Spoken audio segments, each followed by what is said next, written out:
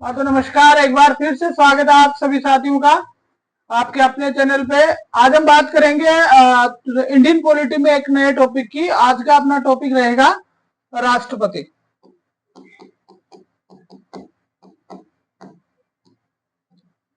ठीक है, ये अपनी इंडियन पॉलिटी की 11वीं क्लास है। कंप्लीट इंडियन पॉलिटी को हम यहाँ पे पढ़ रहे हैं, साथ साथ रिवीजन भी कर रहे हैं। रिवीजन की जो पहली क्लास थी वो हमने अभी कुछ समय पहले ही पढ़ी है, और सेकंड क्लास जो है वो एक दो दिन में हम वापस पूरी रिवाइज कर लेंगे एमसीक्यूज में। उससे पहले हम पढ़ते हैं राष्ट्रपति। और राष्ट्रपति के अंदर जो है वो उसमें पूरा देखेंगे कि कौन कौन से अनुच्छेद इसके तहत आएंगे और किस किस अनुच्छेद के तहत क्या क्या प्रोविजंस हैं। स्टार्ट करते हैं। उससे पहले आप सभी से रिक्वेस्ट के बाद, अगर आप नए हैं तो चैनल को सब्सक्राइब कर लें, साथ साथ अपना टेलीग्राम चैनल ज्वाइन करें, और अपना जो ऐप है ज्ञान सेतु वो भी आप डाउनलोड कर लें। तो सबसे पहले हम बात करते हैं राष्ट्रपति की। तो देखिए, राष्ट्रपति में हमने जब हम स्टार्ट में हमने पढ़ा था तो हमने पढ़ा था कि अनुच्छेद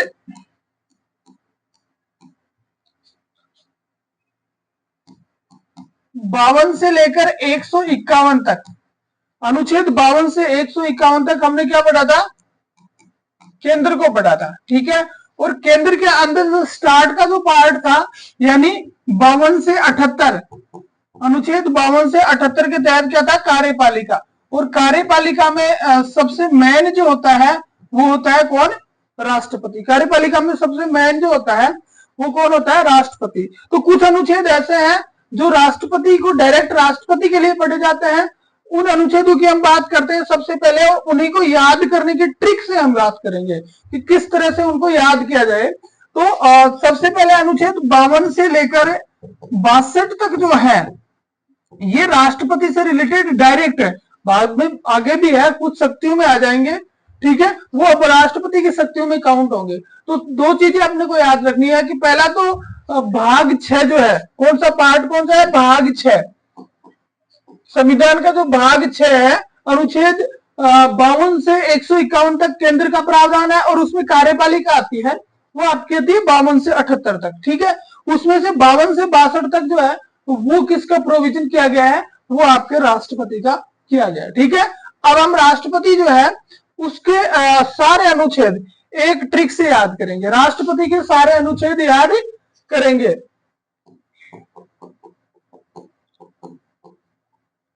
राष्ट्रपति के अनुच्छेद याद करने की जो ट्रिक है वो ट्रिक आप ध्यान रखें अच्छी तरह से।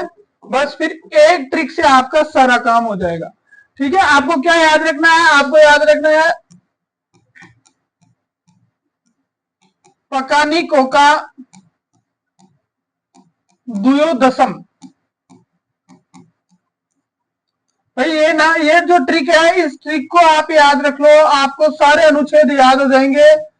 पकानी कोका द्वयोदशम, बार बार रिपीट करो, 2 बार 3 बार रिपीट करोगे आपको याद हो जाएगी। पकानी कोका द्वयोदशम, पकानी कोका द्वयोदशम। अब ये कैसे होगा? सबसे पहले हमने बात की भाई 52 से स्टार्ट होता है, तो देखो कैसे है। 52, 53, 54, 55, 56, 57, 58, 59, 60, 61 और 62। 52 से लेकर 62 तक जो है आपके पास क्या है? आपके पास राष्ट्रपति के अनुच्छेद है, और उनको हमने बिठाना है पकानी कोका द्वयोदशम में। पकानी कोका द्वयोदशम में एक एक अनुच्छेद के आगे एक एक नाम लिख दो। जैसे पहले के आगे लिख दिया पै, दूसरे के आगे लिख दिया का, तीसरे के आगे लिख दिया ना, चौथे के आगे लिख दिया को, पांचवे के आगे लिख दिया का, फिर लिख दिया दू, फिर लिख दिया यो, फिर लिख दिया दे, फिर लिख दिया से, फिर लिख दिया मैं। ठीक है, ये याद रख लो। पकानी कोका द्वयोदशम हो गया भाई। आपके अनुच्छेद 52 से 62 इसी में कवर हो जाएगा। बस 2 मिनट में आपको पूरा, बस पकानी कोका द्वयोदशम। मैं बार बार इस चीज को इसलिए रिपीट कर रहा हूं ताकि आपको यही याद हो जाए। तो सबसे पहले हम देखते हैं अनुच्छेद 52 की शुरुआत किससे है? पैसे। इसमें क्या है? पद का उल्लेख। 52 में क्या दे रखा है आपको? पद का उल्लेख। पद का उल्लेख कैसे? कि भाई भारत का एक राष्ट्रपति होगा, भारत का एक राष्ट्रपति होगा। ठीक है, दूसरा उसके बाद में आगे चलते हैं अपन। का है कार्यपालिका।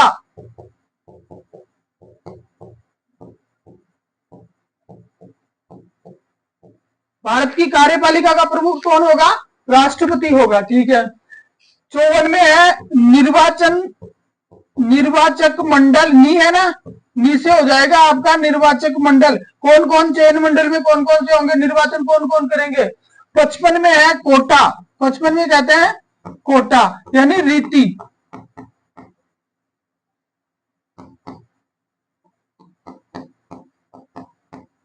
निर्वाचन की जो रीति है, अप्रत्यक्ष गुप्त मतदान, आनुपातिक प्रतिनिधित्व की एकल संक्रमणीय मत प्रणाली। डिटेल से पढ़ेंगे अपन इसको। ठीक है, तो कोटा रीति किसमें है आपके? 55 में। 56 में क्या है? 56 में आपके है साहब कार्यकाल। 56 में क्या है?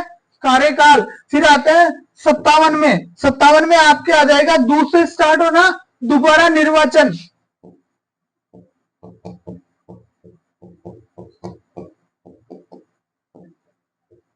यानी पुनर्निर्वाचन हेतु पात्रता। फिर आपको क्या आता है? 58। 58 में आपके देखो सीधा लिखा है, क्या लिखा है? यो से हो जाएगा योग्यता। यो से क्या हो जाएगा? योग्यता। फिर आप आगे आ जाइए, आगे आपके 59। 59 में लिखा है द। यहां से आपको इस द भी थोड़ा सा आपको ध्यान रखना है। इसमें आएगा द, ये पद से लिया गया, पद की शर्तें, पद की शर्तें। फिर उसके बाद में आपके आ रहा है कौन सा? 60। 60 में है शपथ का प्रावधान। शपथ, 60 में क्या है? शपथ। फिर आ रहा है 61। 61 में आपका सबसे खतरनाक चीज, 60 में आपका शपथ हो जाएगी। 61 में है महाभियोग। में से क्या बन गया? महाभियोग। और 62 जो है ये आपको याद रखना पड़ेगा। 62 में है पुनः नियुक्त व्यक्ति की का समय। पुनः नियुक्त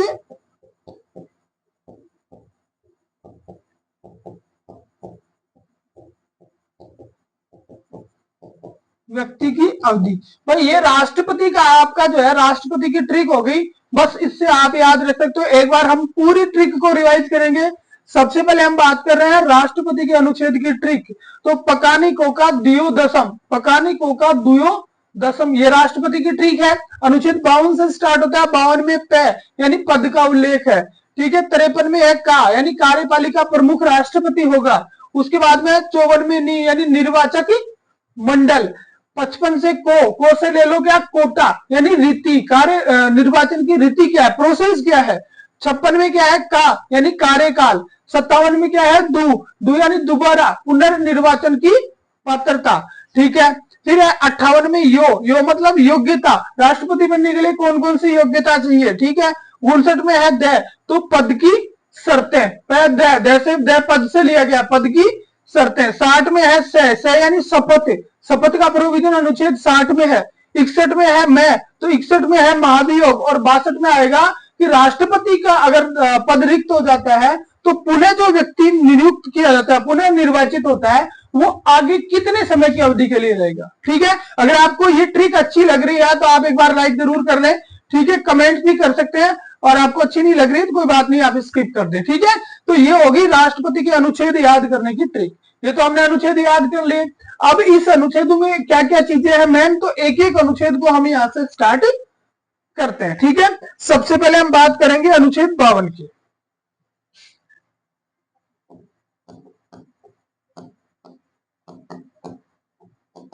अनुच्छेद 52 क्या कहता है? देखो हमने क्या लिखा? पद। ठीक है, तो भारत का एक राष्ट्रपति होगा।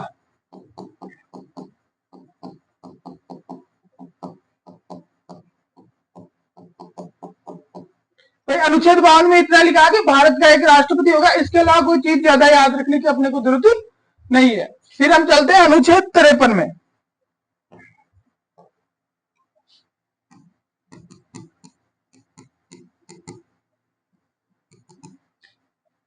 राष्ट्रपति कार्यपालिका का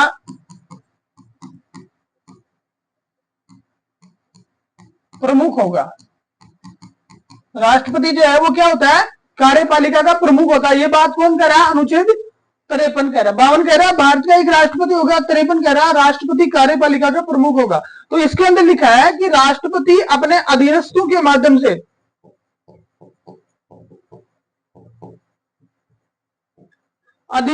माध्यम से जो है वो कार्यपालिका के संपूर्ण कार्य देखेगा। तो पहली चीज तो आपको ध्यान रखनी है कि इस अनुच्छेद में जो अधीनस्थ शब्द यूज किया गया है, ये अधीनस्थ शब्द किसके लिए यूज किया गया है, मंत्री परिषद के लिए। अनुच्छेद 74 के अंदर मंत्री परिषद का प्रावधान है और अनुच्छेद 75 में ये लिखा है कि राष्ट्रपति मंत्री और प्रधानमंत्री की नियुक्ति करेगा। ठीक है, तो अधीनस्थों के माध्यम से जो है वो कार्यपालिका के पे नियंत्रण रखेगा, अपना काम करेगा। इसके साथ साथ एक चीज इसमें और आपको मिलती है कि राष्ट्रपति जो है राज्य का प्रमुख होगा। राज्य का जो प्रमुख है वो कौन है, राष्ट्रपति। राज्य का प्रमुख कौन होगा, राष्ट्रपति होगा। और एक चीज आती है आपके सरकार का प्रमुख। राज्य का प्रमुख तो है राष्ट्रपति और सरकार का प्रमुख कौन होता है, प्रधानमंत्री। ठीक है, साथ ही इस अनुच्छेद में एक चीज और लिखी गई है। वो क्या लिखी गई है, वो ये लिखी गई है कि राष्ट्रपति तीनों सेनाओं का कमांडर होगा।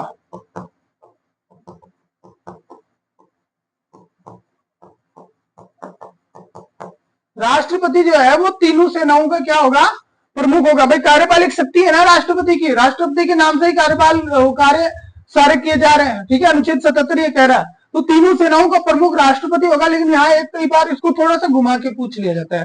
तो संसद जो है कानून बनाकर शक्तियों को क्या कर सकती है, कम कर सकती है। आगे बात अनुच्छेद 54 की समझ में है।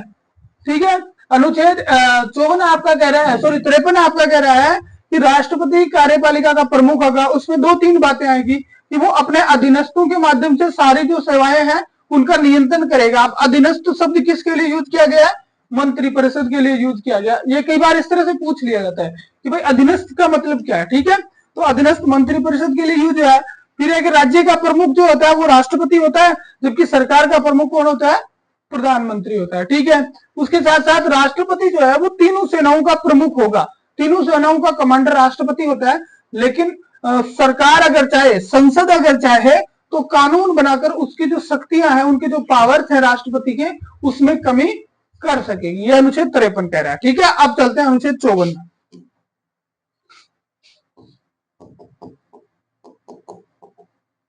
अनुच्छेद 54 कहता है राष्ट्रपति का निर्वाचक मंडल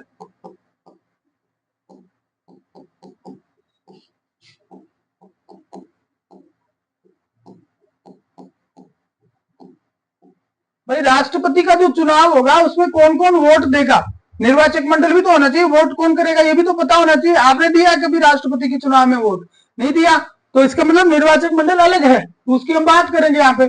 तो सबसे पहले अनुच्छेद 54 कहता है राष्ट्रपति की निर्वाचक मंडल की बात कर रहा है। ठीक है, तो निर्वाचक मंडल का प्रावधान कहां से लिया गया है, ये आयरलैंड से लिया गया है।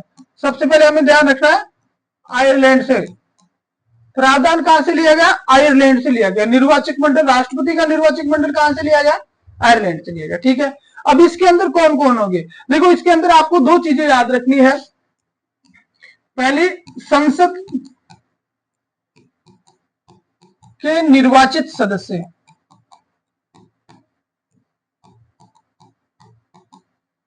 ठीक है। दूसरी होगी फिर राज्य विधान सभा के निर्वाचित सदस्य,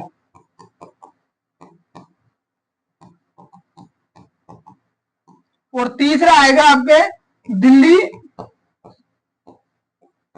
और पांडिचेरी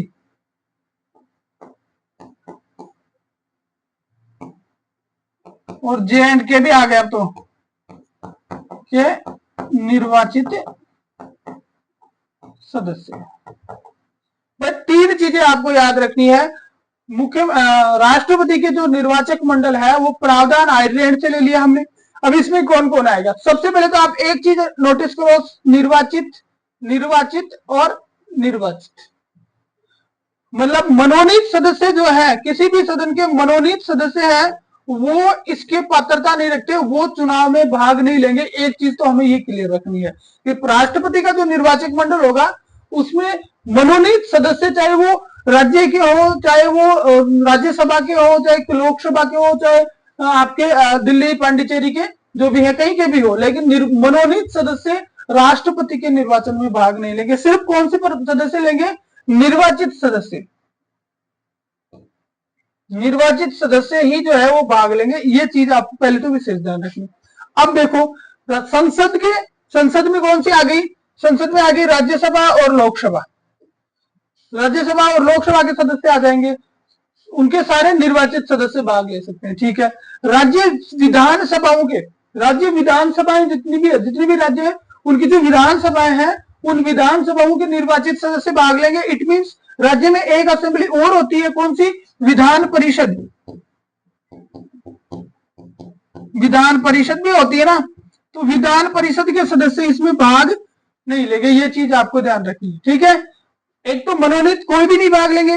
राज्यों की जो विधान परिषद है उसके सदस्य उसमें भाग नहीं लेते थे। सिर्फ किसके लेते हैं? विधान सभा के, सिर्फ विधानसभा के। और दिल्ली और पांडिचेरी तथा जम्मू कश्मीर, इट मीन हम ये कह रहे हैं कि जो जितनी भी यूटीज है, जितनी भी संघीय शासित प्रदेश है, उनके में अगर क्या है, उनमें विधानसभा है, तो उसकी विधानसभा के निर्वाचित सदस्य भी भाग लेंगे, ठीक है। ये जो प्रोविजन है ये किया गया आपके 70वें संविधान संशोधन। कब किया गया? 70वें संविधान संशोधन 1992 में ये लागू किया गया है। पहले ये नहीं था, 1992 में ये लागू किया कि जो आपके संघ शासित प्रदेश है और वहां अगर विधानसभा है तो उनकी विधानसभा के निर्वाचित सदस्य जो है वो भी इस चुनाव में भाग लेंगे। तो आपको निर्वाचक मंडल समझ में आ गया। ये स्टार्ट कई बार पूछ लिया जाता है कि ये लागू कब हुआ,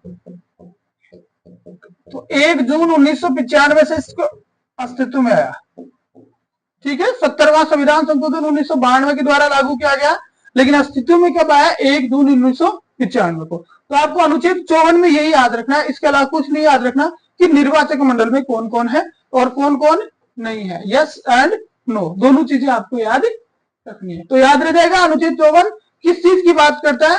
राष्ट्रपति के निर्वाचक मंडल की बात करता है, ठीक है। उसके बाद में नेक्स्ट में चलते हैं। अनुच्छेद 55। अनुच्छेद 55 देखो क्या कह रहा है। हमने जब स्टार्ट में जब वो बनाई थी ना, ट्रिक बनाई थी, तो नी तीनों हो गए को, यानी कोटा। हमने इसकी बात करी थी कोटा, तो कोटे की बात अभी आ जाएगी, आपके क्लियर हो जाएगी। यानी राष्ट्रपति के निर्वाचन की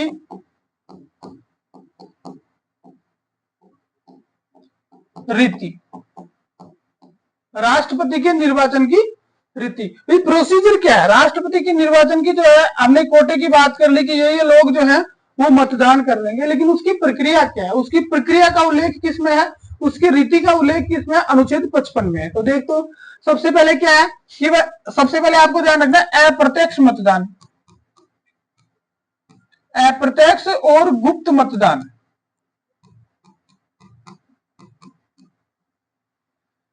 अप्रत्यक्ष होता है, गुप्त होता है, ठीक है।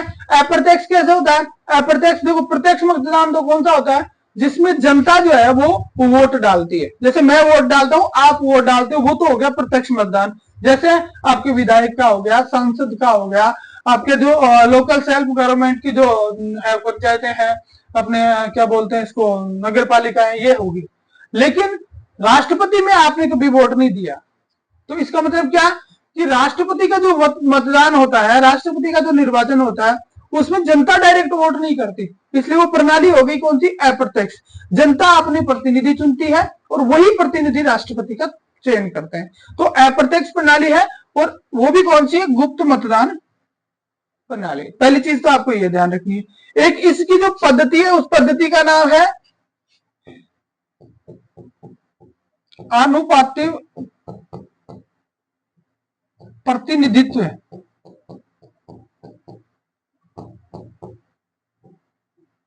एकल संक्रमणीय मत प्रणाली।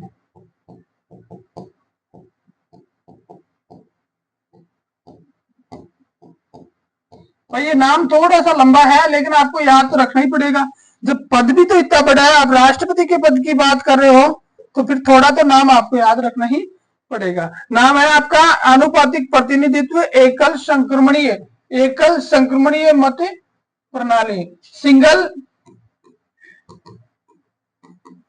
Transferable vote system, single transferable vote system.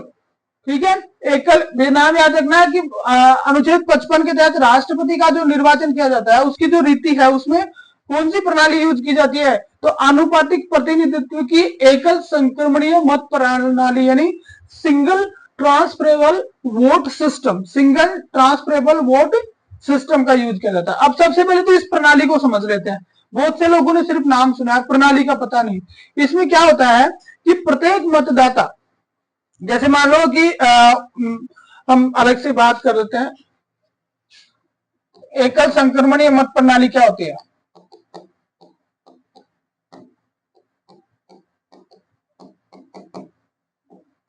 एकल संक्रमणीय मत प्रणाली में क्या होता है कि जैसे मान लीजिए कि पांच मतदाता है, पांच जो है उम्मीदवार है।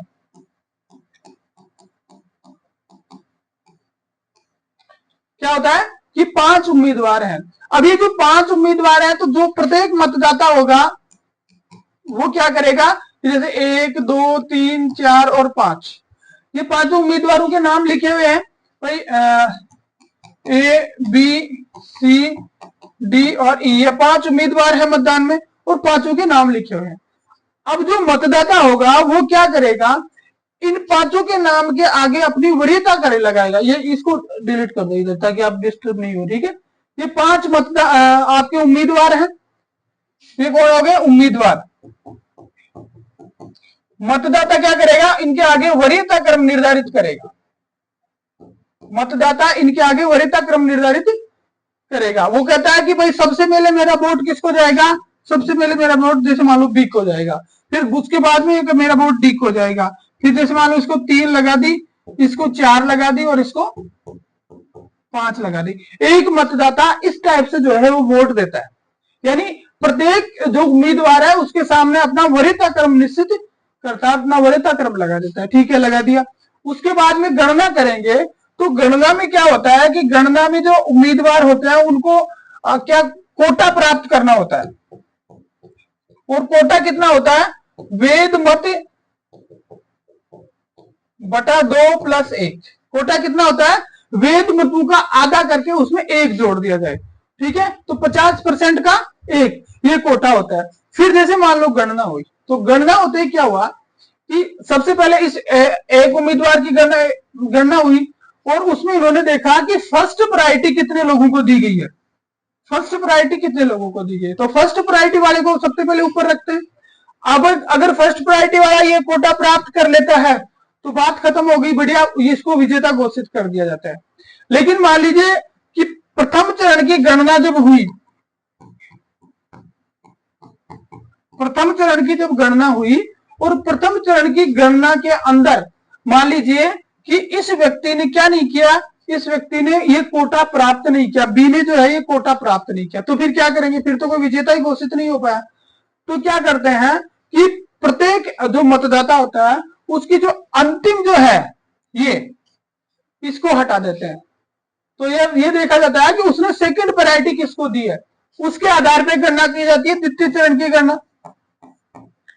और ये गणना तब तक, ये चरण तब तक चलते रहते हैं जब तक कोई व्यक्ति ये वेद मत का एक ज्यादा यानी वेद मत बटा 2 + 1 प्राप्त नहीं कर लेता। अगर भारत के राष्ट्रपति की हम बात करें तो नीलम संजीव रेड्डी, याद रखने वाला फैक्ट है, नीलम संजीव जो रेड्डी थे इनके समय एकमात्र द्वितीय चरण की गणना हुई थी।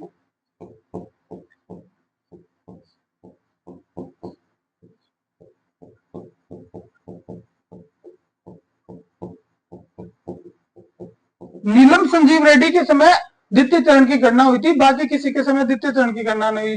तो समझ में आ गई, ये होती है सिंगल ट्रांसफरेबल वोट सिस्टम।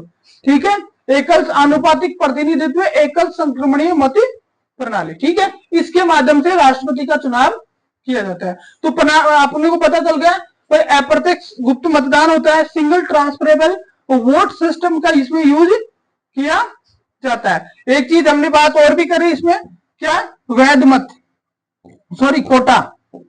तो कोटा क्या था, वैध मत बटा 2+1, वैध मत बटा 2+1। अब वैध मत कौन कौन से हो जाएंगे, देखो, सांसदों के मत का मूल्य प्लस विधायकों के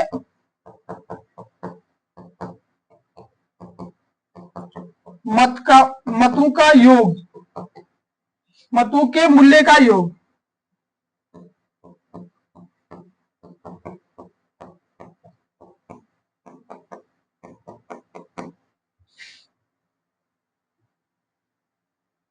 बटा 2+1। ये हो गया आपके कोटा। और इसलिए हमने अनुच्छेद 55 को कोटा से इंडिकेट किया था, कोटा से इसको कोड किया था। ठीक है, कोटा राष्ट्रपति के निर्वाचन की रीति जो है, इसमें कोटा था वेद मत +1/2। तो सांसदों का जो कुल मतों का मूल्य प्लस उसके बाद में विधायकों के मतों का मूल्य बटा 2। अगर 16वां जो चुनाव था अभी अपना, वहां 16वां राष्ट्रपति चुनाव,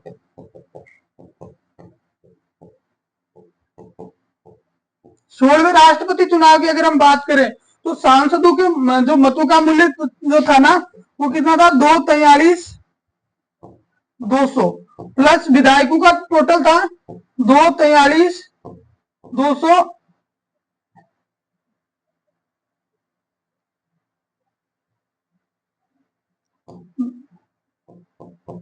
243,231/2। तो कोटा कितना, +1, तो कोटा कितना 243,216। कोटा कितना था, 243,216। ये 16वें राष्ट्रपति चुनाव जो अभी हुए, राष्ट्रपति द्रौपदी मुर्मू जिनमें जीते थे, अभी वर्तमान जो राष्ट्रपति है, उसमें सांसदों के मतों का मूल्य था 243,200 और विधायकों का था 243,231। ठीक है, और इसलिए जो है वो टोटल कोटा कितना देता, 243,216। ये आपको समझ में आ गया होगा कोटा सिस्टम। अब इसमें आपको दो चीजें और देखें, अनुच्छेद 55 में विधायकों के मत का मूल्य कैसे निकालते हैं और सांसदों के मतों का मूल्य कैसे निकालते हैं। सबसे पहले सांसद विधायकों का निकालेंगे।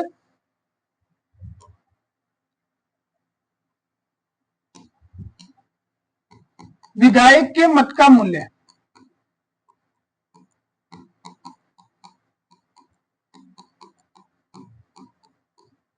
विधायक के मत का मूल्य सबसे महत्वपूर्ण, सबसे इंपॉर्टेंट जो है वो अनुच्छेद 55 है, क्योंकि इसमें सारी चीजें आ जाएंगी। देखो, विधायक के मत का मूल्य कैसे निकालते हैं, राज्य की जनसंख्या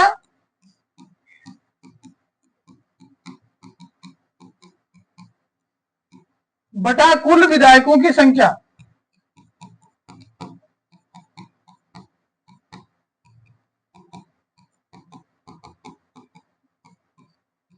गुणा 1/1000। ये राज्य के प्रत्येक विधायक के मत का मूल्य इस तरह से निकालते हैं, राज्य की जनसंख्या बटा कुल विधायकों की संख्या गुणा 1/1000। अगर देखो राजस्थान के हम देखें, राजस्थान के विधायक का मत मूल्य कितना है, राजस्थान के विधायक का मत का मूल्य कितना है, तो 129 है। राजस्थान का कितना है, 129 है। और एक और है छत्तीसगढ़, छत्तीसगढ़ का जो है उसका भी कितना है, 129 है। ठीक है, तो बात समझ में आ गई। अब यहाँ पे आपको एक चीज ध्यान रखनी की जो जनसंख्या पूछी जा रही है, ये 1971 की जनगणना को माना जाता है।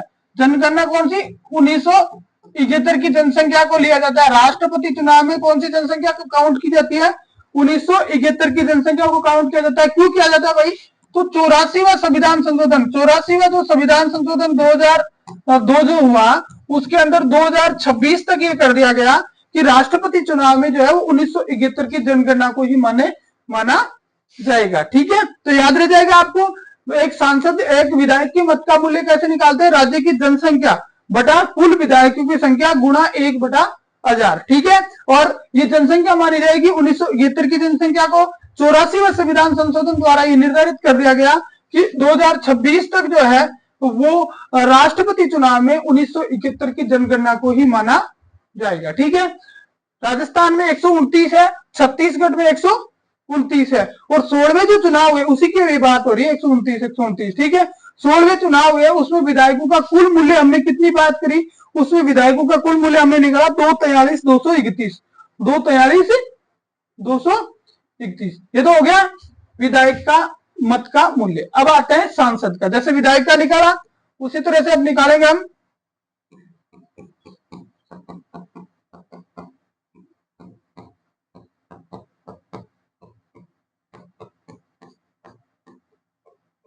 सांसद के मत का मूल्य। अब देखो सांसद के मत का मूल्य कैसे निकालते हैं?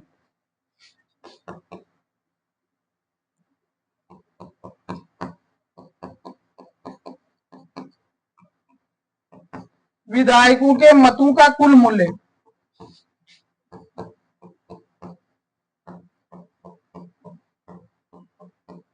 बटा सांसदों की संख्या।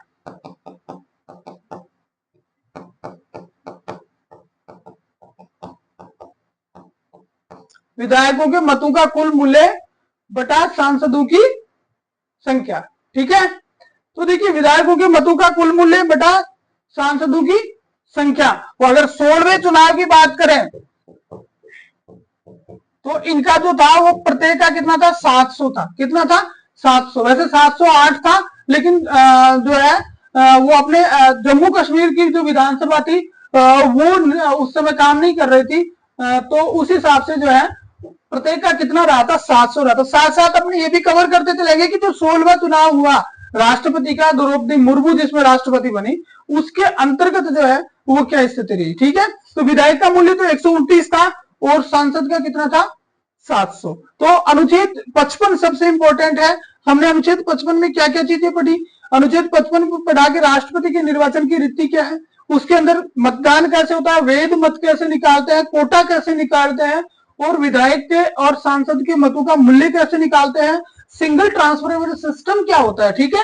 अब एक चीज इसके अंदर और आ जाती है, दो चीजें और रखनी है अनुच्छेद 55 में, फिर अनुच्छेद 55 पूरा हो जाएगा। पहली चीज जो आपको ध्यान रखनी है वो है प्रस्तावक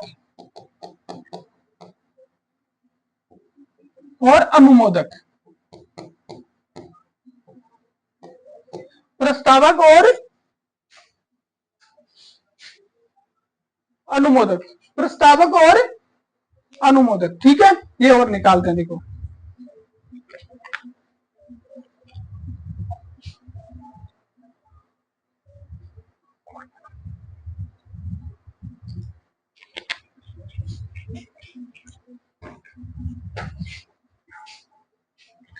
देखो वर्तमान की हम बात करेंगे।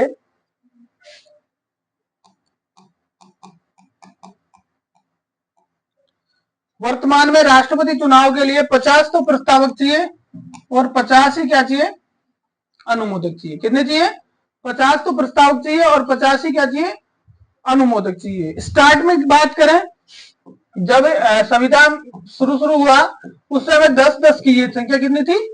10 प्रस्ताव, सॉरी, एक प्रस्तावक और एक अनुमोदक का प्रावधान रखा गया था, ठीक है, शुरू में। फिर उसके बाद में 1972 में इसको बदला और इसको 10-10 किया गया। लेकिन 1997 से जो है ये वर्तमान वाली स्थिति प्रचलन में है, 50 प्रस्तावक और 50 अनुमोदक। तो प्रस्तावक शुरू में कितने थे? स्टार्ट जब संविधान लागू हुआ तब एक प्रस्तावक एक अनुमोदक था। 1972 में उन्होंने चेंज करके 10 प्रस्तावक और 10 अनुमोदक कर दी। फिर उसके बाद में वर्तमान में 1997 में वापस चेंज किया गया और वर्तमान में राष्ट्रपति चुनाव के लिए 50 प्रस्तावक चाहिए और 50 अनुमोदक चाहिए। तो याद रह जाएगा। उसके बाद में एक चीज और आती है, जमानत राशि।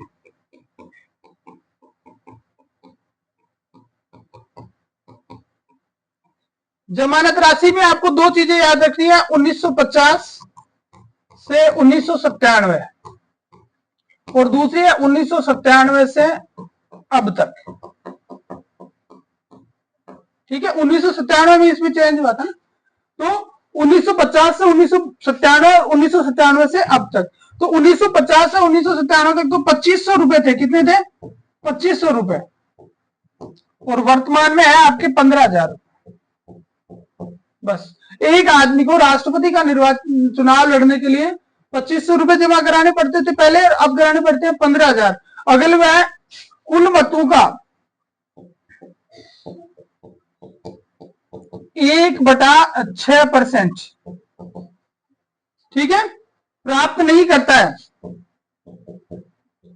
1/6% को मत लिखो यहाँ पे, 1/6 कुल मतों का 1/6 प्राप्त नहीं करता है,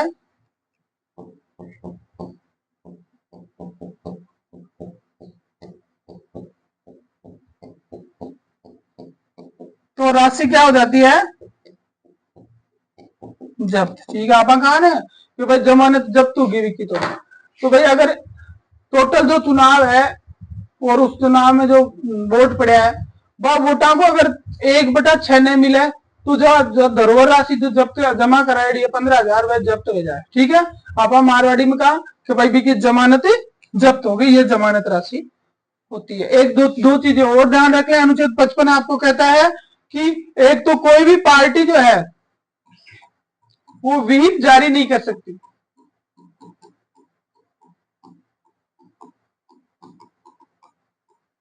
पार्टी व्हीप जारी करती है अपने एमएलए को, अपने एमपीज को। किस चीज के लिए? कि वो फला काम करेंगे, फला काम नहीं करेंगे। लेकिन राष्ट्रपति चुनाव में व्हीप जारी करने का प्रावधान नहीं है। वो स्वतंत्र होते हैं, चाहे तो अपना मत दें, चाहे तो अपना मत नहीं दे। ठीक है, दूसरी एक तो ये चीज ध्यान रखनी है। सेकंड चीज आपको ये ध्यान रखनी है कि ये जो वोट है इसके अंदर ईवीएम का इस्तेमाल नहीं होता। ईवीएम का इस्तेमाल नहीं होकर मतपत्र का इस्तेमाल होता है। किसका इस्तेमाल होता है? मतपत्र का यूज होता है।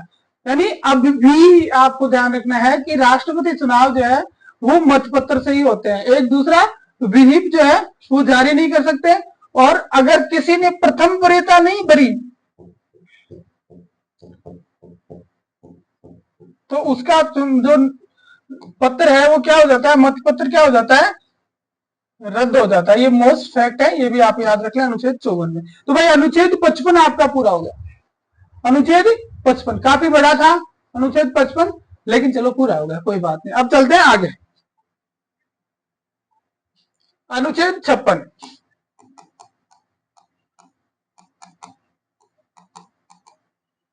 देखो आपने स्टार्ट में जब ट्रिक बनाई उस ट्रिक में आपने क्या लिखा? सबसे पहले ट्रिक में वही है आपकी ये ट्रिक नहीं। देखो ट्रिक के साथ चलेंगे। अनुच्छेद 56 में हमने क्या लिखा? पक्का नहीं कोका का मतलब कार्यकाल। तो यहां आप क्या देगा? 56 में क्या है? अनुच्छेद 56 में क्या है? राष्ट्रपति का कार्यकाल।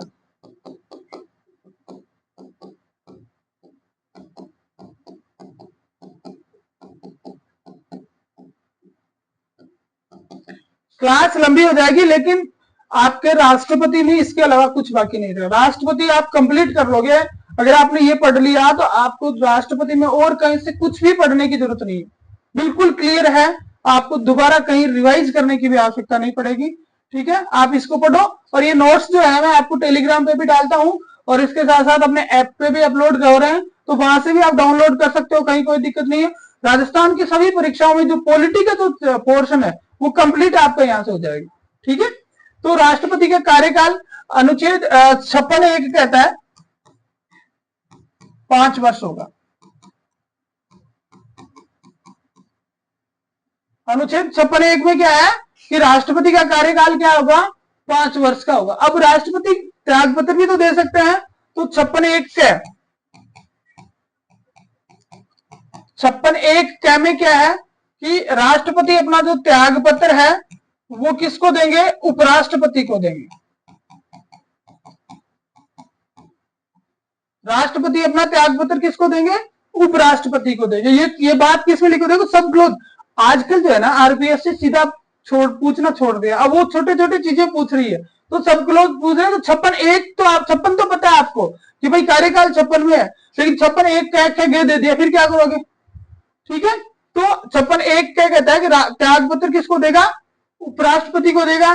56 एक ठे क्या कह रहा है कि हटाना, कि राष्ट्रपति को कैसे हटाओगे आप, सिर्फ एक ही आधार होगा, महाभियोग। एक ही आधार, महाभियोग के आधार पे राष्ट्रपति को हटाया जाएगा। और महाभियोग का उल्लेख किसमें है, अनुच्छेद 61 में है। अनुच्छेद 61 में जो महाभियोग है उसके आधार पे हटा सकते हो, दूसरा कोई प्रावधान नहीं है। ठीक है, त्याग पत्र उपराष्ट्रपति को देंगे, हटाने का जो है वो महाभियोग किसमें, अनुच्छेद 61 में है, उसके अनुसार ही हटाया जाएगा। ठीक है, उसके बाद में आपके आता है 56(2). अब 56(2) क्या कह रहा है, 56(2) यहां से निकल रहा है। ये आपको देखो सबसे मोस्ट फैक्टर, सबसे इंपॉर्टेंट बात है। हम क्या करते हैं, 56 है त्याग पत्र, राष्ट्रपति को देंगे सारी चीज, उपराष्ट्रपति को देंगे सारी चीज, पढ़ देते हैं। लेकिन ये बहुत जो 56(2) है ना, वो बहुत इंपॉर्टेंट है। मतलब 90% लोगों को ये चीज पता नहीं। भाई जब उपराष्ट्रपति को त्याग पत्र दे देगा, जब उपराष्ट्रपति को त्याग पत्र देगा कौन, राष्ट्रपति, तो उपराष्ट्रपति किसको बताएगा, जब राष्ट्रपति उपराष्ट्रपति को त्याग पत्र देगा तो उपराष्ट्रपति किसको बताएगा, अपने पास लेके थोड़े बैठेगा। तो यहां 56(2) कहता है कि उपराष्ट्रपति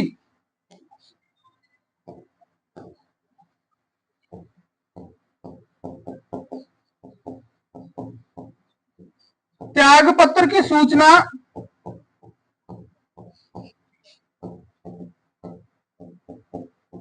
लोकसभा अध्यक्ष को देगा।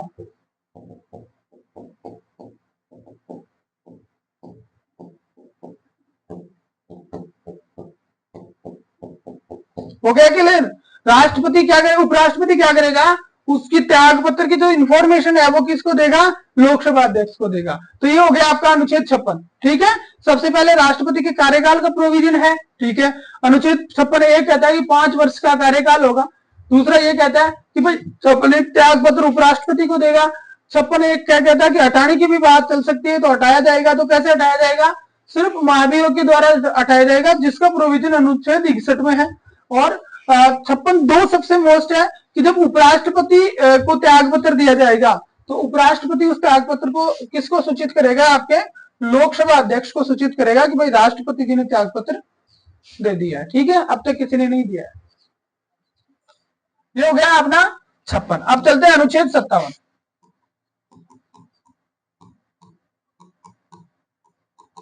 अनुच्छेद 57 क्या कह रहा है,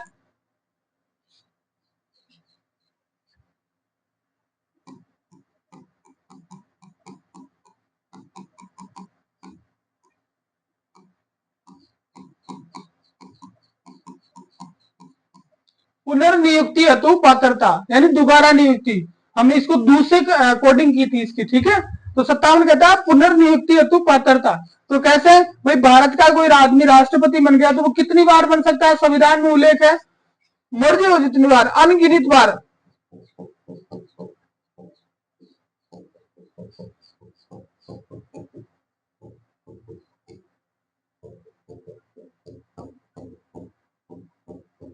भारत का जो राष्ट्रपति है वो अनगिनत बार राष्ट्रपति बन सकता है। उसके लिए कोई प्रावधान नहीं है कि वो बस इतनी देर ही बनेगा, 2 बार ही बनेगा।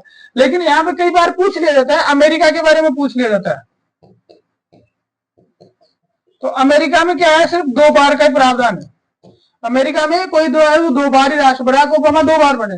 ठीक है, डोनाल्ड ट्रंप अभी दूसरी बार बन गया, अब दोबारा इनके रास्ते बंद हो गए। तो भारत में यह है कि भारत में कोई भी आदमी जो है वो कितनी भी बार राष्ट्रपति बन सकता है, उसमें उसको कोई दिक्कत वाली बात नहीं है। लेकिन जो ये है आपका अमेरिका है उसमें 2 बार होता है। तो ये हो गया आपका अनुच्छेद 57। उसके बाद में चलते हैं अनुच्छेद 58।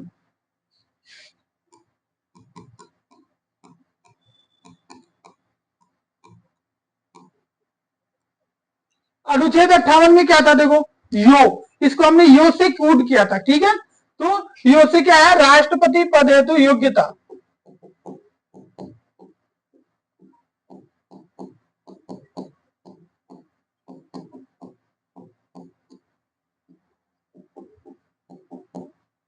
राष्ट्रपति पद हेतु योग्यता। ठीक है, अब योग्यता क्या है, सबसे पहले आपको पढ़ना पड़ेगा 58(1).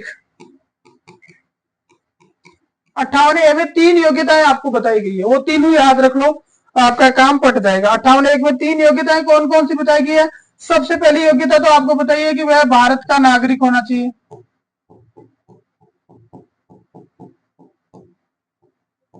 अरे कोई पाकिस्तान को हर राष्ट्रपति को चुनाव थोड़ी लड़ सके, ठीक है। राष्ट्रपति बनने वास्ते जरूरी है कि वो भारत को नागरिक हो चीज, ठीक है।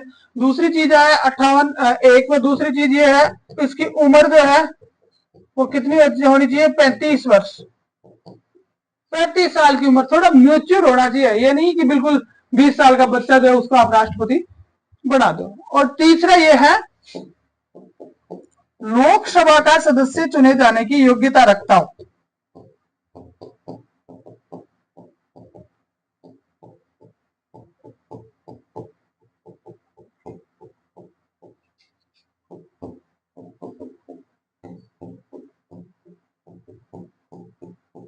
बस दो चीजें याद रखनी है, तीन बातें हैं इसमें 58(1) में। पहली चीज भारत का नागरिक होना चाहिए, दूसरी चीज उम्र 35 साल होनी चाहिए, तीसरी चीज लोकसभा का सदस्य चुने जाने की योग्यता रखता हो। अब लोकसभा में तो उम्र 25 है, ठीक है, लेकिन यहाँ उसमें छोड़ देगी कि वो कम से कम कितने होनी चाहिए, 35 होनी चाहिए। ये क्या कौन कह रहा है, ये 58(1) कह रहा है। आप इसको इंडिकेट जरूर करना, इसको ध्यान से देखना। 58 में आपने योग्यता में पढ़ी है, कोई नहीं पूछेगा, बदल गया जमाना, वो समय गया जब आपको 58 पूछ लिया जाता था। अब आपको पूछेंगे 58(1) में क्या है, 58(2) में क्या है, ठीक है। तो 58(1) ही हो गया, फिर 58(2). 58(2) कह रहा है लाभ का पद धारण नहीं करेगा।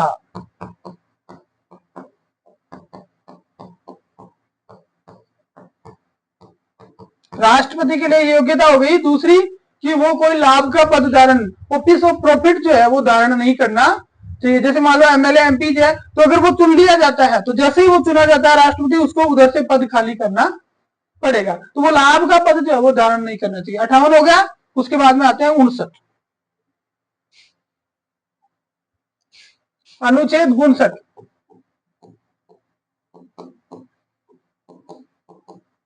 अब 59 में देखो क्या था, 59 में हमने पढ़ा था, यहाँ पे देखो स्टार्ट में हमने आपका जो कोडिंग करी थी उसमें क्या करी थी, 59 में हमने करी थी द पद की शर्तें, ठीक है। 58 में तो थी योग्यता और इसमें थी पद की शर्तें।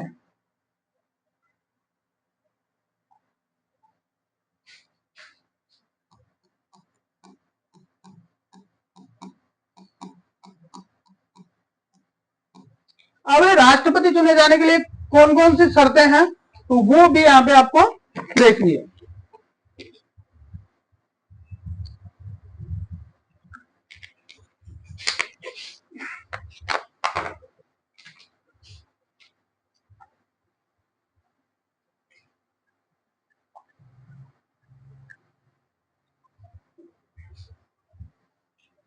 देखो सबसे पहले है 59(1).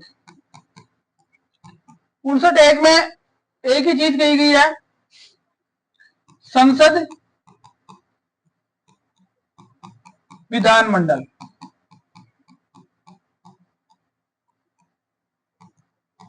का सदस्य नहीं होगा।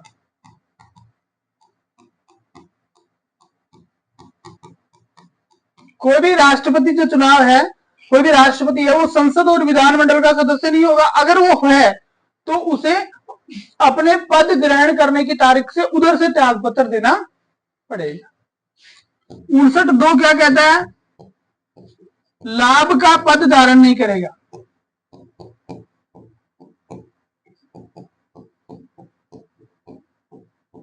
कोई भी लाभ का पद वो धारण नहीं करेगा। 59(3) आपको क्या कह रहा है, 59(3) आपको कह रहा है कि राष्ट्रपति को निवास, और निवास भी बिना किराए के, ठीक है, निवास प्लस विशेषाधिकार प्राप्त होंगे।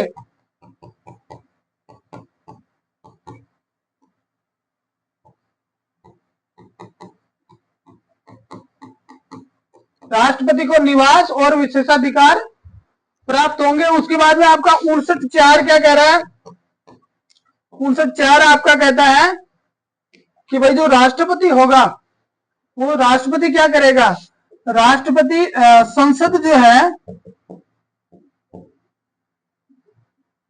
राष्ट्रपति के वक्तों में अलाभकारी परिवर्तन नहीं करेगी।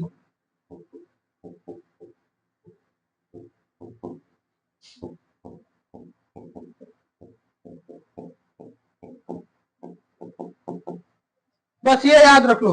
59(4) में लिखा है कि संसद जो है वो राष्ट्रपति के जो भत्ते मिलते हैं, जो विशेषाधिकार है, उसमें कोई अलाभकारी परिवर्तन उसके कार्यकाल के दौरान नहीं कर सकती। ऐसा नहीं हो सकता कि संसद ने क्या किया कि कोई अलाभकारी परिवर्तन उसके कार्यकाल के दौरान कर दिया, ऐसा संसद को अधिकार नहीं है। ठीक है, तो आपको याद रखना है अनुच्छेद 59 के तहत पद की शर्तें हैं। भाई क्या क्या मिलता है उसको? मिलता है 5 लाख वेतन। वो भी क्या होता है? कर मुक्त होता है। राष्ट्रपति को वेतन कितना मिलता है? 5 लाख मिलता है, कर मुक्त वेतन है। ठीक है, उसमें टैक्स नहीं लगता। तो 59(1) कह रहा है कि किसी सदस्य और विधानमंडल का सदस्य नहीं होगा। 2 कह रहा है कि लाभ का पद धारण कर नहीं करेगा। 3 कह रहा है कि निवास और विशेषाधिकार उसको प्राप्त होंगे। और अनुच्छेद 59(4) कह रहा है कि संसद जो है राष्ट्रपति के भत्तों में जो है वो किसी प्रकार का परिवर्तन नहीं कर सकती। वो, और वो भी कौन सा? अलाभकारी, यानी तनख्वाह बढ़ा सकती है, कम नहीं कर सकती। अब उसके बाद में आगे आओ, आगे देखो अनुच्छेद 60। अनुच्छेद 60 में स्पष्ट लिखा है शपथ, राष्ट्रपति की शपथ का प्रावधान है अनुच्छेद 60 में। ठीक है, अनुच्छेद 60 में राष्ट्रपति जो है वो को शपथ कौन दिलाता है? राष्ट्रपति को सुप्रीम कोर्ट का मुख्य न्यायाधीश।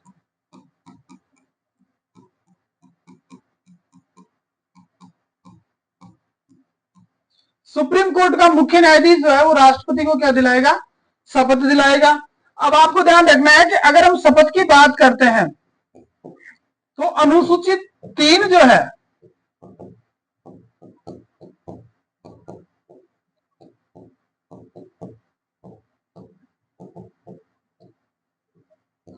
अनुसूचित 3 में शपथ का उल्लेख है। अब यहां से मैंने आपको स्टार्ट में जो पढ़ाया तब ये चीज बताई थी, आपको याद हो तो।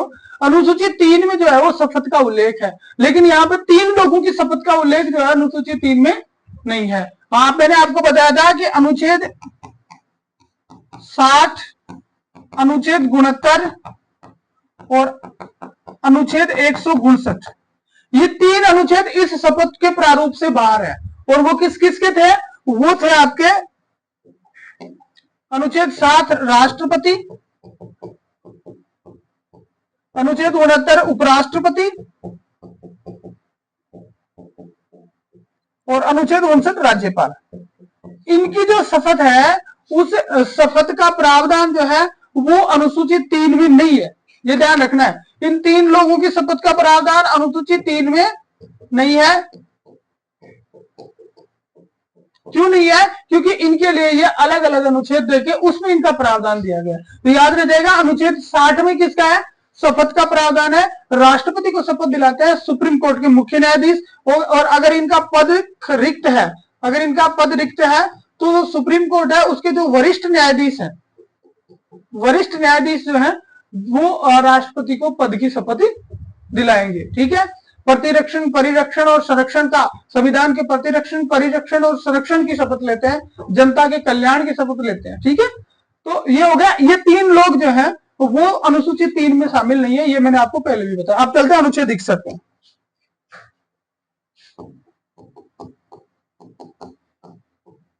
अनुच्छेद 61 में देखो सीधा है महाभियोग। अनुच्छेद 61 में है महाभियोग।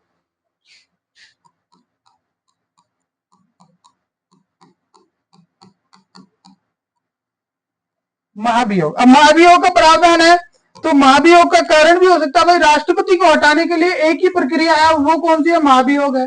तो महाभियोग का एक ही कारण है,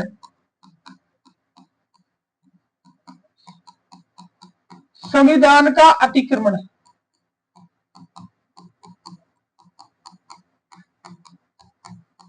कोई भी राष्ट्रपति जो है वो संविधान के जो प्रावधान है उनको का उल्लंघन करता है, उनका निष्क्रमण करता है, उनका अतिक्रमण करता है, उसी आधार पे जो है वो राष्ट्रपति को पद से हटाया जा सकता है। बाकी कोई दूसरा तरीका नहीं है। और हटाने के लिए सबसे मेन चीज क्या है? संविधान में महाभियोग दिया गया। एक मिनट, थोड़ा सा ब्लर हो रहा है, अभी ठीक हो जाएगा। हाँ ठीक हो गया। महाभियोग दिया गया। ठीक है, तो महाभियोग में देखो, महाभियोग की प्रक्रिया की हम बात करेंगे। सबसे पहले प्रस्ताव। भाई महाभियोग का प्रस्ताव होता है। अभी ये प्रस्ताव जो है वो दोनों सदनों में, किसी भी सदन में रखा जा सकता है, दोनों सदनों में, यानी लोकसभा में भी रख सकते हैं और राज्यसभा में भी रख सकते हैं। लोकसभा में किसको देंगे? लोकसभा अध्यक्ष को,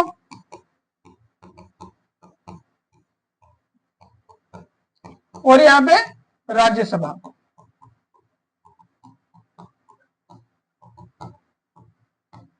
ठीक है, दे दिया। अब ये अध्यक्ष के पास पावर होता है, ठीक है, ये अध्यक्ष के पास पावर होता है कि वो स्वीकार भी कर सकता है और नहीं भी कर सकता है, मना भी कर सकता है, दोनों है।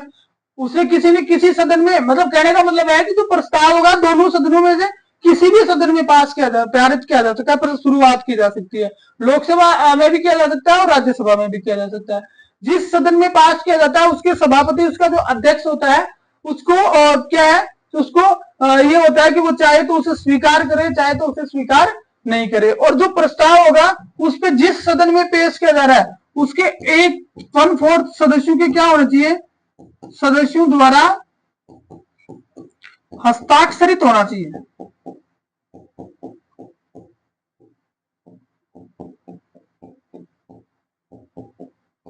ये जो प्रस्ताव होगा वो 25% सदस्य, जैसे मान लो कि लोकसभा है तो लोकसभा के 25% सदस्यों ने साइन करके किसको दिए? लोकसभा अध्यक्ष को दिए। अब लोकसभा अध्यक्ष उसको स्वीकार है या नहीं स्वीकार है? ठीक है, मान लो उसने स्वीकार कर लिया। जैसे ही इसने स्वीकार कर लिया, स्वीकार करने के बाद में ये क्या करेगा? ये एक कमेटी गठन करेगा, एक समिति बनाएगा जिसमें सुप्रीम कोर्ट के मुख्य न्यायाधीश या अन्य कोई न्यायाधीश के द्वारा जो है वो उसकी क्या करवाएगा? जांच करवाएगा। और साथ साथ ये क्या करेगा? राष्ट्रपति को सूचित करेगा।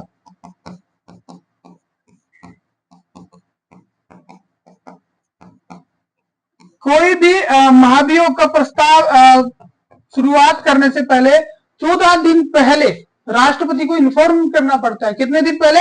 14 दिन पहले, कि भाई तुम्हारे खिलाफ इस तरह का एक प्रपोजल है, आप अपना पक्ष रख सकते हो। ठीक है, तो 14 दिन पहले इस तरह का प्रपोजल जो है वो राष्ट्रपति को भी भेजेगा। एक जांच कमेटी गठित करेगा किसी भी सदन में जिसमें गया उसमें, और उसके बाद में जांच कमेटी की रिपोर्ट आ गई तो 14 दिन बाद में वो जो प्रपोजल है वो संबंधित सदन में रखा जाएगा। और अगर एक सदन ने पास कर दिया, एक सदन में जैसे ही पारित हुआ तो उसको वहां से पारित करके दूसरे सदन में भेजेंगे, दूसरे सदन में उसको भेजेंगे। एक सदन में पारित होने के बाद में उसको दूसरे सदन में भेजेंगे और दूसरे सदन में भी वो पारित हो जाएगा। जैसे ही वो पारित होगा, दूसरा सदन अगर इसको पारित कर देता है तो राष्ट्रपति हटा हुआ मान लिया जाएगा। आगे समझ में? जैसे ही एक सदन में से पारित होकर दूसरे सदन में गया, अगर दूसरे सदन ने उसको पारित नहीं किया कोई फर्क नहीं पड़ा। ठीक है, चाहे वो राज्यसभा हो चाहे लोकसभा हो, तो दूसरे सदन में गया तो वहां कोई फर्क नहीं पड़ा। लेकिन अगर दूसरे सदन में भी वो पारित हो गया तो उसी समय राष्ट्रपति को अपने पद से हटा हुआ मान लिया जाएगा। अब यहाँ पे आपको एक चीज ध्यान रखनी है कि जब प्रक्रियाधीन होता है, देखो इसमें 2-3 चीजें आपको ध्यान रखनी है महाभियोग में। महाभियोग में आपको 2-3 चीजें ध्यान रखनी है। कौन कौन सी चीजें ध्यान रखनी है? कि पहली चीज तो जब प्रक्रियाधीन होता है, जब महाभियोग प्रक्रियाधीन होगा तब क्या होगा? राष्ट्रपति की शक्ति पर कोई असर नहीं।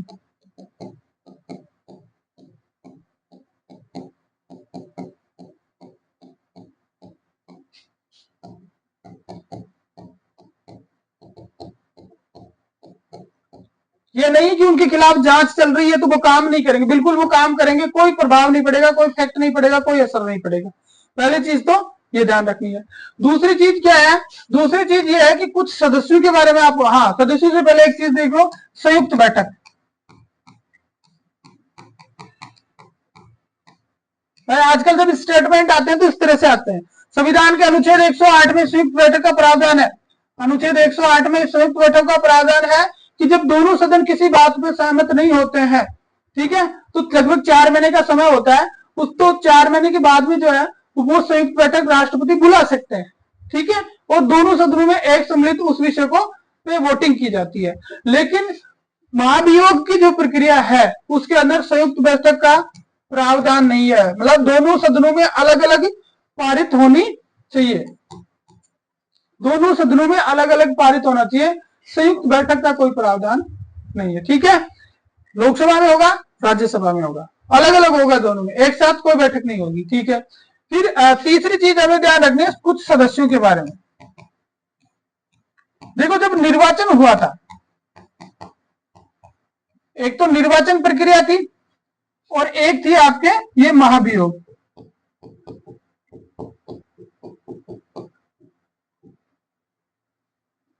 निर्वाचन प्रक्रिया में कौन थे?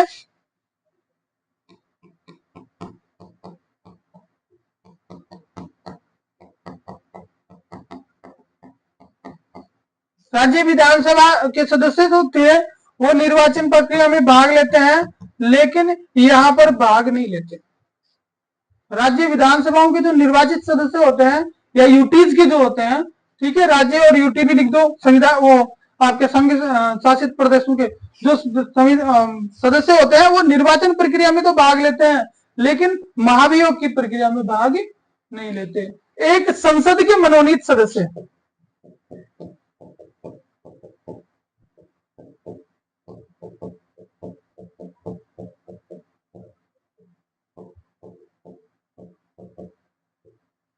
संसद के मनोनीत सदस्य, संसद के मनोनीत सदस्यों का क्या है भाई? संसद के मनोनीत सदस्य जो है वो निर्वाचन में भाग नहीं लेते, यहाँ पे नहीं लेते, लेकिन हटाने के समय वो भाग लेते हैं। ये दोनों चीजें ध्यान रखिए, ये कंफ्यूज करती हैं बहुत कि राज्य विधानसभाओं और यूटीज के जो सदस्य हैं जो निर्वाचन में तो भाग लेते हैं, लेकिन महाभियोग के द्वारा राष्ट्रपति को हटाने में उनकी कोई पावर्स नहीं है, वो भाग नहीं लेते।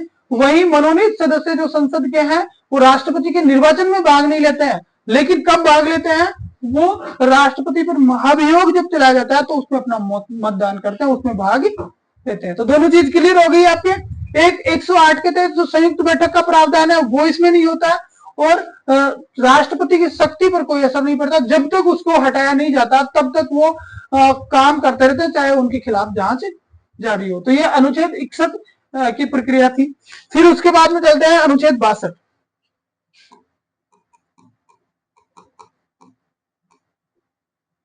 अनुच्छेद 62, अनुच्छेद 62 में था कि पद रिक्ति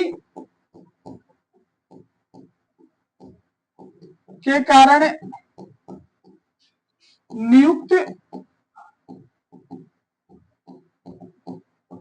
राष्ट्रपति की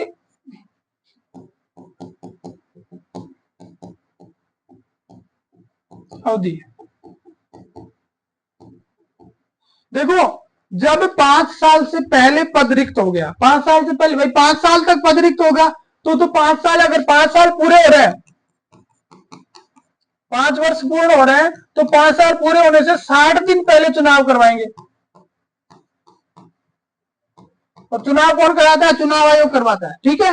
तो 5 साल पूरे होने के 60 दिन पहले चुनाव करवा लिए जाएंगे, ये बात तो क्लियर है। लेकिन किसी कारण से पद रिक्त हो गया, पद रिक्त की स्थिति क्या होगी? पद रिक्ति कैसे हुई भाई? कैसे पद रिक्त हुआ? या तो उन्होंने मान लो त्याग पत्र दे दिया, या उनकी मृत्यु हो गई, या उनको महाभियोग द्वारा हटा दिया गया। 3 ही परिस्थितियां हैं, त्याग पत्र दे दिया, मृत्यु होगी, या महाभियोग द्वारा हटा दिया। तो इस स्थिति में पद रिक्त हो जाएगा, तो जो नया आदमी चुना जाएगा वो कितने समय रहेगा? शेष समय रहेगा या पूरे 5 वर्ष? तो आपको ध्यान रखना है वो पूरे 5 वर्ष तक रहेगा।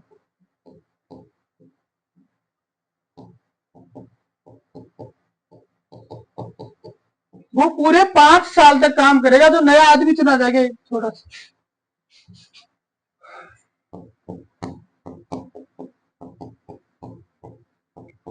ये जो नया आदमी चुना जाएगा ये पूरे 5 वर्ष तक काम करेगा, ना कि शेष समय तक, ठीक है। ये किसमें है? अनुच्छेद 62 में। तो भाई लोग 16 से लेकर 62 तक जो अनुच्छेद थे वो सारे के सारे हो गए पूरे, ठीक है। तो अभी जो है आपको पढ़ाते हैं राष्ट्रपति की शक्तियां। वीडियो काफी लंबा हो जाएगा भाई, लेकिन चलो आज पूरा करते हैं राष्ट्रपति को।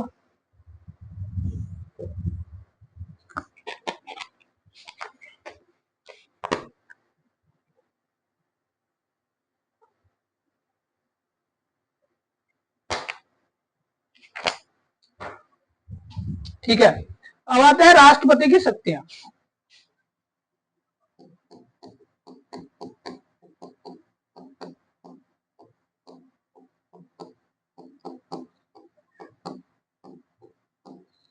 देखो, राष्ट्रपति की शक्तियों के संबंध में हम यहाँ इसको शॉर्ट में लेंगे क्योंकि काफी लंबा समय हो चुका है।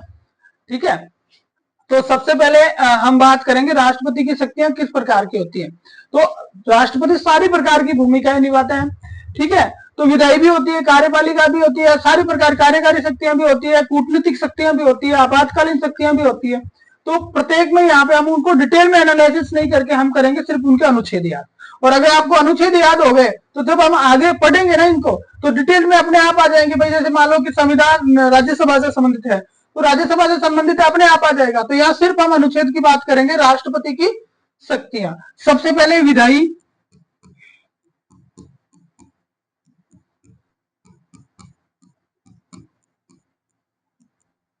विधायी शक्तियां मतलब संसद से संबंधित, कानून निर्माण से संबंधित शक्तियों की बात हो रही है। तो इसमें आपको ध्यान रखना है विधायी शक्तियों में अनुच्छेद कौन से आएंगे? 80, 85, 86, 87।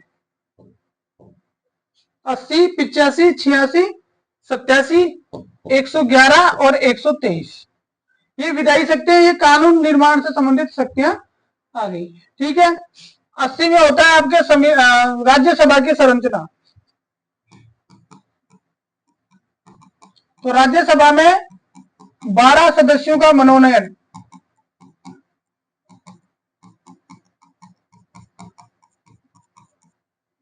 राज्यसभा में 12 सदस्यों का मनोनयन करेगा राष्ट्रपति, ये पहली विधायी शक्ति होगी।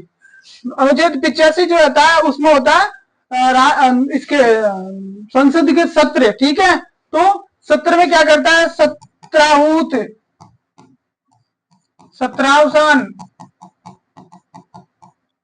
और विघटन, ये कौन करता है? राष्ट्रपति करता है। सत्राहूत करता है, सत्रावसान करता है, विघटन राष्ट्रपति करता है। ठीक है, ये तीनों राष्ट्रपति करता है। एक चीज और आती है आपके इसमें, एक चीज और आप सुनने को मिलता है, स्थगन। स्थगन ध्यान रखना है, स्थगन राष्ट्रपति नहीं करता, स्थगन जो है वो कौन करता है? अध्यक्ष करता है। स्थगन कौन करता है? अध्यक्ष करता है, राष्ट्रपति कभी नहीं करता। तो सत्राहूत, सत्रावसान और विघटन ये करता है। तो 80 हो गई, 85 हो गया, 86 हो गया अभिभाषण, राष्ट्रपति का अभिभाषण व संदेश। राष्ट्रपति जो है वो हर वर्ष जो अभिभाषित करता है और संदेश भेजता है। ठीक है, और उस संदेश को लोकसभा अध्यक्ष का दायित्व है कि उस संदेश को वो पढ़ के सुनाएगा। वो पूरी संसद में राष्ट्रपति के संदेश को पढ़ के सुनाएगा। उसके बाद में होता है 87 में विशेष अभिभाषण, राष्ट्रपति का विशेष अभिभाषण। राष्ट्रपति का विशेष अभिभाषण ये 2 स्थिति में होता है। वर्ष में चुनाव, जो चुनाव होता है ना, चुनाव के बाद प्रथम बैठक, राष्ट्रपति को की शक्ति है कि चुनाव के बाद वो प्रथम बैठक को संबोधित करेगा और ये जो अभिभाषण वो देगा और वो सरकार की नीतियों का खाका होगा और ये आवश्यक है कि वो पारित होना चाहिए। हम आगे पढ़ेंगे, जब संसद पढ़ेंगे तब। और एक जो बजट सत्र होता है ना उसको करता है, ये विशेष अभिभाषण इसके होते हैं। ठीक है, तो ये अधिकार है राष्ट्रपति का। उसके बाद में आता है 11 विधेयकों पर अनुमति।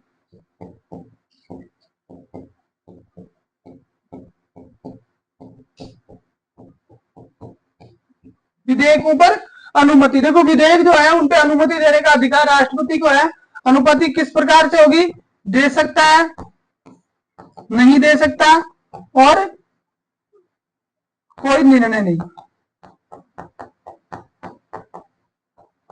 अब इसको हम डिटेल में डिस्कस करेंगे कब? जब संसद पढ़ेंगे। अभी भी कर सकते हैं लेकिन अभी इसलिए नहीं करेंगे क्योंकि अपने आगे भी बहुत समय हो गया, तो अब ज्यादा हम इसको शॉर्ट में लेते हैं। आपको ये अनुच्छेद याद रखना है, ये अनुच्छेद रट लो, फिर आपका पूरा क्लियर है। इसी में से कुछ ना कुछ पूछा जाता है। ठीक है, तो कोई भी विधेयक आता है उस पर अनुमति दे दे, अनुमति नहीं भी दे, और या फिर उसको सॉरी कोई निर्णय की जगह, तो ये तो ऊपर हो ही गया ना, इसको वापस लौटाना।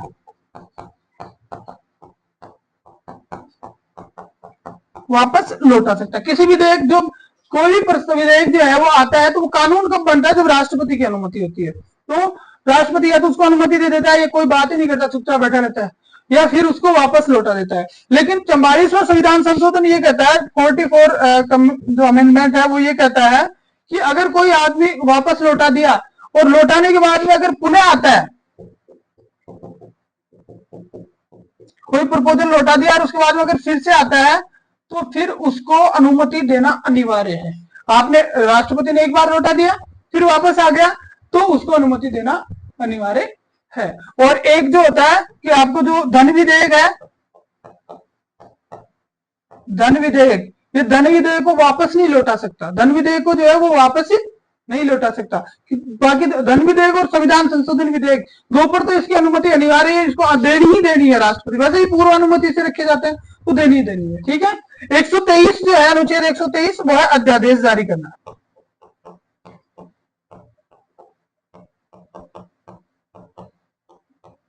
एक 123 क्या कह रहा है, अध्यादेश जारी करना। तो भाई देखो सीधी सी बात यह हो गई कि अध्यादेश कब जारी करेगा, जब संसद के सत्र नहीं चल रहे और ऐसी परिस्थिति आ गई कि आवश्यक हो गया तो वहां अध्यादेश जारी कर सकता है। तो ये हो गई विधायी शक्तियां, राष्ट्रपति की विधायी शक्तियां। आपको अनुच्छेद याद रखने, आप अगर आरएस मेंस में भी इस तरह से लिखते हो ना तो आपके आंसर अच्छे माने जाएंगे, मार्क्स जो अच्छे आएंगे, क्योंकि 5 नंबर का क्वेश्चन आएगा और 5 नंबर के क्वेश्चन में अगर आप ये सारे अनुच्छेद लिख देते हो, स्टार्ट में इस तरह से बना के लिखते हो तो आपको सीधे फैक्ट मानते हुए और सीधा टिक होगा और 5 में से 4 नंबर आ सकते हैं। ठीक है। अब उसके बाद में आगे चलते हैं, विधायी के बाद में वित्तीय शक्तियां।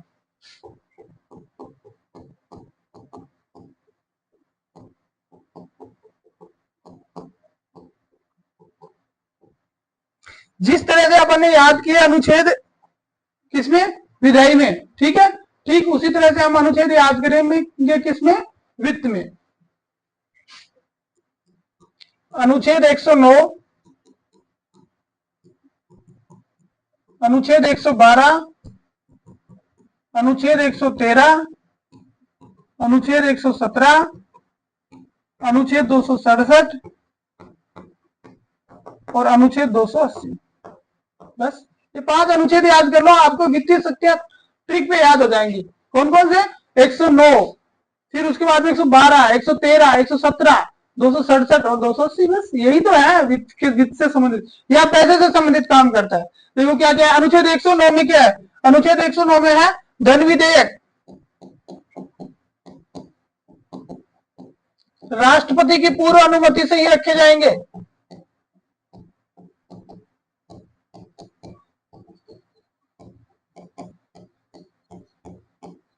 धन विधेयक जो है वो राष्ट्रपति की पूर्व अनुमति से रखे जाएंगे। 109 में 10 में खुद धन विधेयक होता है। 112 राष्ट्रपति क्या करेगा भाई, राष्ट्रपति 112 के तहत प्रति वर्ष क्या करना पड़ेगा, इसको बजट रखवाएगा।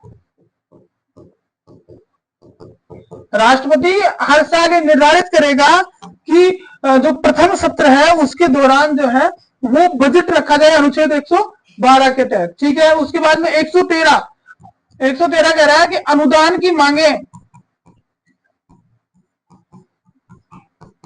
राष्ट्रपति की पूर्व अनुमति से ही जारी होंगी।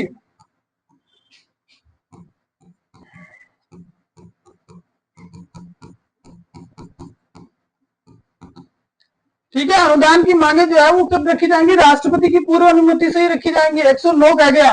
फिर 117 में वित्त विधेयक,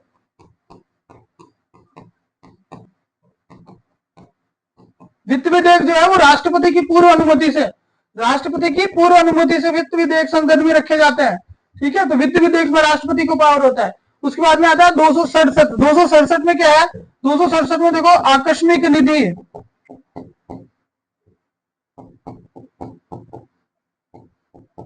आकस्मिक निधि से धन का आहरण, और आहरण करना है तो आपको क्या करना पड़ेगा, आपको राष्ट्रपति से लेनी पड़ेगी अनुमति, राष्ट्रपति से अनुमति से ही होगा। आकस्मिक निधि से धन का जो आहरण होगा वो राष्ट्रपति की अनुमति से ही होगा। तो ये कौन सा अनुच्छेद होगा, अनुच्छेद 267। फिर 268 तो सबको पता है, राष्ट्रपति क्या करेगा, प्रत्येक 5 साल में एक वित्त आयोग का गठन है।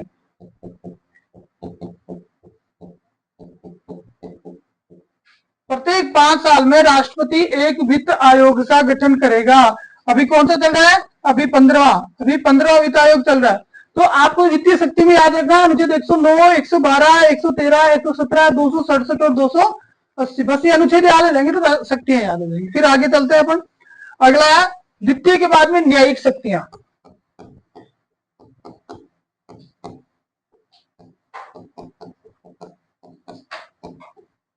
न्यायिक शक्तियां, ठीक है। न्यायिक शक्ति में भी आपको वैसे ही अनुच्छेद 5 अनुच्छेद जो भी है याद रख लें। अनुच्छेद 72, अनुच्छेद 72, अनुच्छेद 103, अनुच्छेद 124(2), अनुच्छेद 217 और अनुच्छेद 143। बस ये 5 अनुच्छेद न्यायिक शक्ति में याद रखो। 72, 103, उसके बाद में 124(2), 217 और 143। देखो 72 में सबको पता है, 72 में क्या होता है? क्षमादान की शक्ति।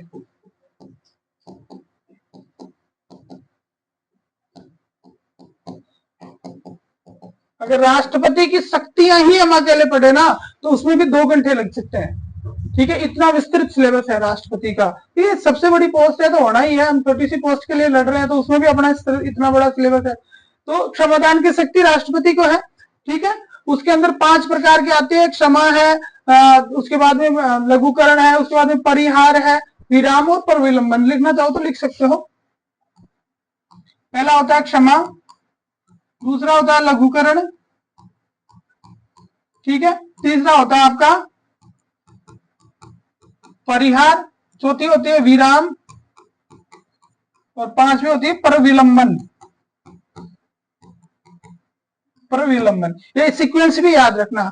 क्षमा, लघुकरण, परिहार, विराम और परविलंबन, ठीक है। ये राष्ट्रपति की क्षमादान की शक्ति अनुच्छेद 72 के तहत जो होती है ना उसमें ये प्रावधान है, ठीक है। उसके बाद में अनुच्छेद 103 कहता है कि भ्रष्टाचार के आधार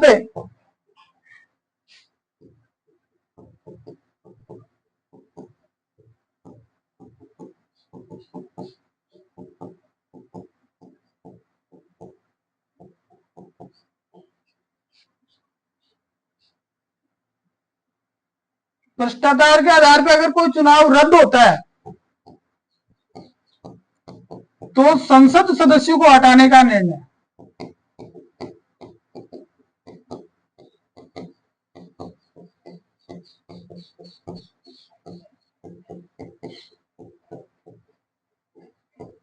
संसद सदस्यों को हटाने, देखो भ्रष्टाचार के आधार पर अगर कोई चुनाव रद्द होता है तो संसद के सदस्यों को हटाने का निर्णय राष्ट्रपति करेगा अनुच्छेद 103 के तहत। ये न्यायिक शक्ति में आता है। एक आता है आपके अनुच्छेद 102 में क्या होता है कि दल बदल के आधार पे अगर कोई व्यक्ति अयोग्य पाया जाता है तो इसका निर्णय लोकसभा अध्यक्ष करता है। वो 102 में है। 124(4) में क्या है? 124(2) में, सॉरी 124(2) में है सुप्रीम कोर्ट के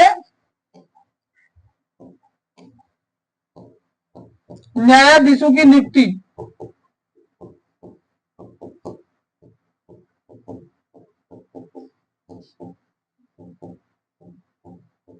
सुप्रीम कोर्ट के न्यायाधीशों की नियुक्ति। और 217 में क्या है? 217 में क्या है? हाई कोर्ट के न्यायाधीशों की नियुक्ति। 143 में है परामर्श। सुप्रीम कोर्ट से या हाई कोर्ट से क्या ले सकता है? परामर्श ले सकता है। हाई कोर्ट को तो छोड़ ही दो, सुप्रीम कोर्ट ही रखो भाई। सुप्रीम कोर्ट बैठा है, सबसे बड़ा बाप बैठा, तो बेटे से कौन परामर्श लेगा? ठीक है। तो 72, 103, 124, 217 और 143 ये हो गई कौन सी शक्तियां? न्यायिक शक्तियां होगी। कौन सी होगी? न्यायिक शक्तियां होगी।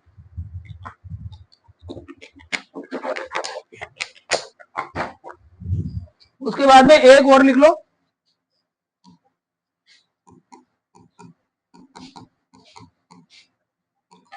कार्यकारी शक्तियां। राष्ट्रपति जो होता है वो हेड होता है। अनुच्छेद 53 में हमने पढ़ा भी था कि कार्यपालक प्रमुख होगा। ठीक है। तो कार्यकारी शक्तियों में अनुच्छेद आपका आ जाएगा 74, 75, 76, 77 और 78। ये 5 अनुच्छेद हैं वो कार्यकारी शक्तियों से संबंधित है। अब कार्यकारी शक्ति में देखो क्या क्या आएगा। सबसे पहले तो अनुच्छेद 74 में है मंत्री परिषद।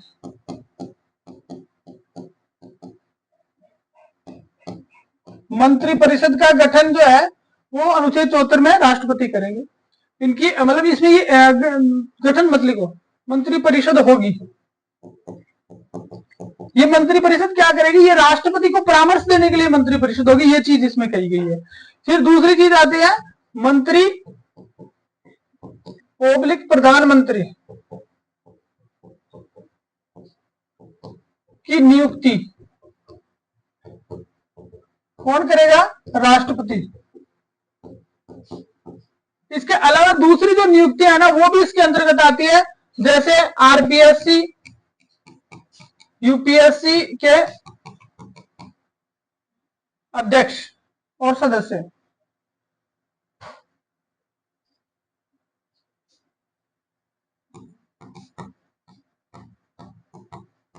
ठीक है, आरपीएससी मतलब इसमें यूपीएससी लिखो, ठीक है। उसके अलावा जैसे मानवाधिकार आयोग, राष्ट्रीय मानवाधिकार आयोग है, कैग है, ये सारी चीजें इसके अंतर्गत आ जाएगी। 76 में आएगा आपका महान्यायवादी। महान्यायवादी की नियुक्ति जो है वो राष्ट्रपति करेंगे। 77 में जो है वो आएगा कि कार्य जो है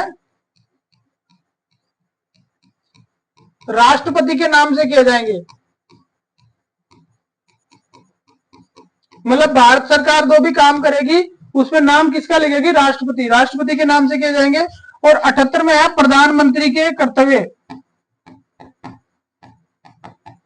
प्रधानमंत्री के कर्तव्य, प्रधानमंत्री के क्या कर्तव्य होंगे कि मंत्री परिषद ने कोई निर्णय ले लिया तो उस निर्णय को राष्ट्रपति अगर चाहे तो उसको सूचित करे। अगर मंत्री ने निर्णय ले लिया उसको मंत्री परिषद में नहीं रखवाया है तो राष्ट्रपति अगर इच्छा रखता है तो उसको मंत्री परिषद में रखवाए।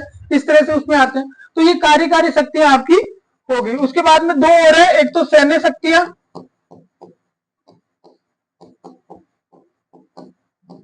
सैन्य शक्तियों के लिए एक अनुच्छेद है आपका 53(2), हम पहले पढ़ के आए हैं। इसमें 53(2) में लिखा है कि तीनों जो सेनाएं हैं उनका कमांडर कौन होगा, राष्ट्रपति होगा, लेकिन संसद चाहे तो उसकी शक्तियों में कमी कर सकती है।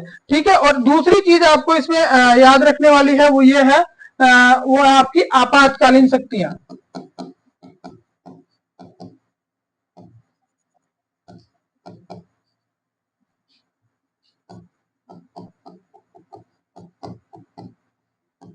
आपातकालीन शक्तियां, आपातकालीन शक्तियां जो है आपको ध्यान रखना है, भाग 18 में मैंने बताया था अनुच्छेद 352 से 60।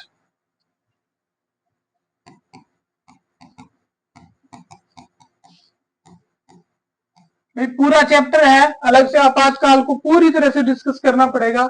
ठीक है, इतने में काम नहीं चलेगा। तो जितना हो सका उतना शॉर्ट करने का प्रयास किया और आपका ये राष्ट्रपति का चैप्टर पूरा हो गया। अगले चैप्टर में हम उपराष्ट्रपति पढ़ेंगे। कंप्लीट पॉलिटी जो है वो सभी परीक्षाओं में आ रही है और उस इतना बड़ा सिलेबस है उसको हम कंप्लीट आपके साथ पास जो है वो इस चैनल के माध्यम से पहुंचा रहे हैं। तो आप सभी से रिक्वेस्ट है कि चैनल को आप सब्सक्राइब जरूर कर लें और टेलीग्राम ज्वाइन कर लें, जहां से आपको हम ये पीडीएफ अवेलेबल करा देंगे। Thank you very much.